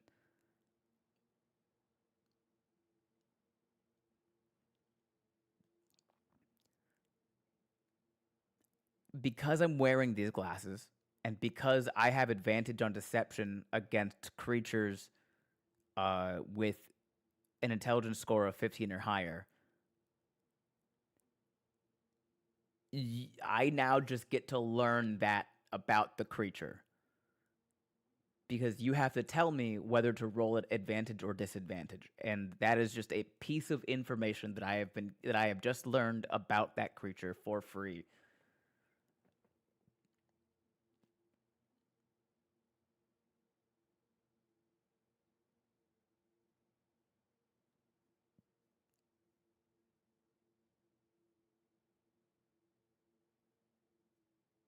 It's not like it's HP or AC. Sure, but what if I also have the spell Psychic Lance? Or just any spell that requires a an intelligence saving throw. I'm rolling at disadvantage on a deception against you. That means I know your intelligence score is 14 or lower, which means I could probably hit you with a spell that requires you to make an intelligence saving throw, and you probably won't be able to save against it.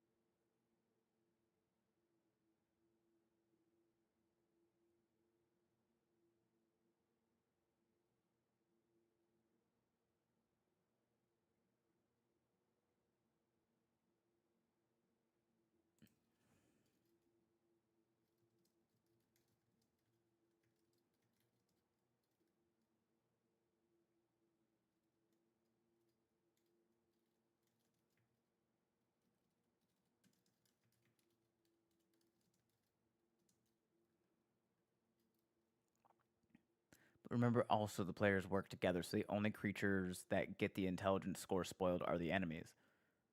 Yeah.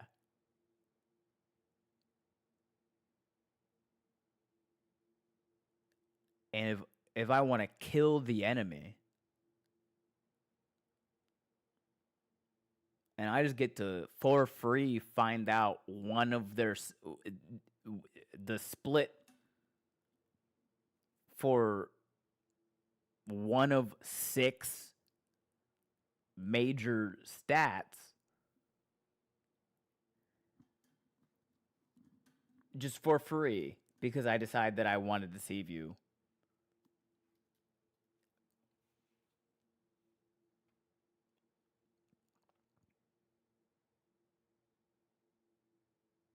for one of 4 creatures. Right. What I'm saying is I've gained information against an enemy and I haven't earned it.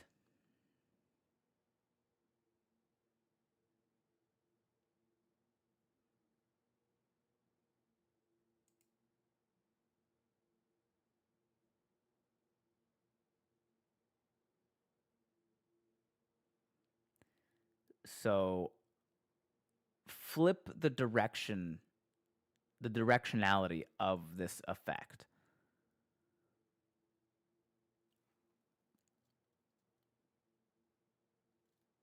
I would say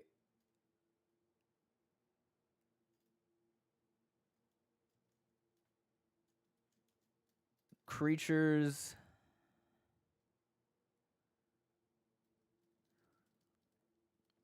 any creature with an intelligence score of 15 or higher has disadvantage on wisdom parentheses insight checks against you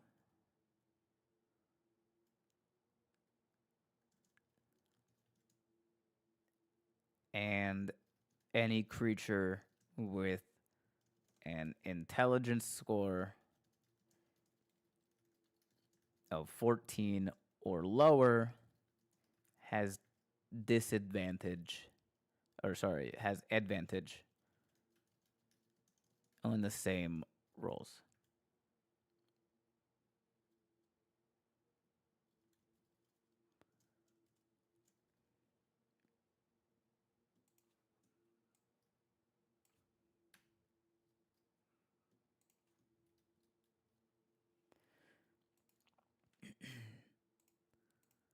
I think it would also be funny if it were a bell curve where it does fool creatures under 7 intelligence or so.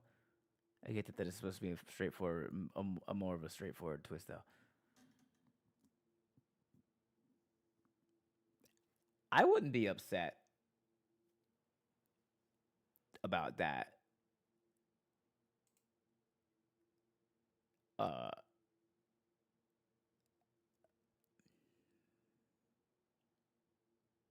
it's up to Annie, as it is her thing.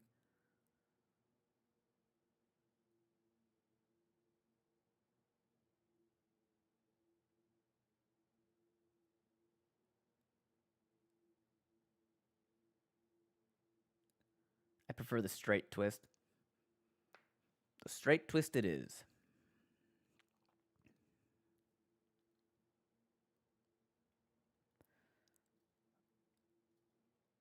Okay.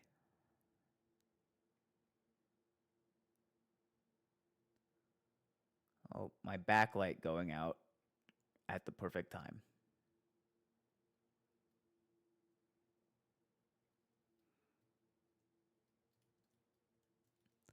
I'm gonna drop this, copy paste it into your document.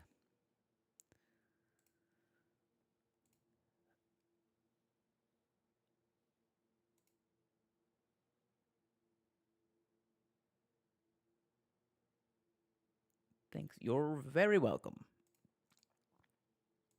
Now, we are going to wrap up here. If you are on Twitch, stick around. I'm going to find someone to raid. If you are not on Twitch, why aren't you on Twitch? You cannot join this raid if you're not on Twitch. If you're not on Twitch, you can't join this raid. So you won't be able to join the raid and raid. But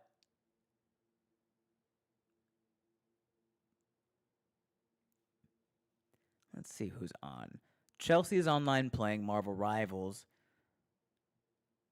Oh, Trey's still on. She's actually playing Claire Obscure Expedition 33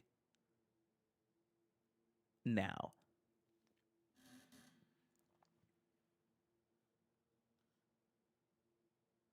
Should we raid the same person twice in the same night?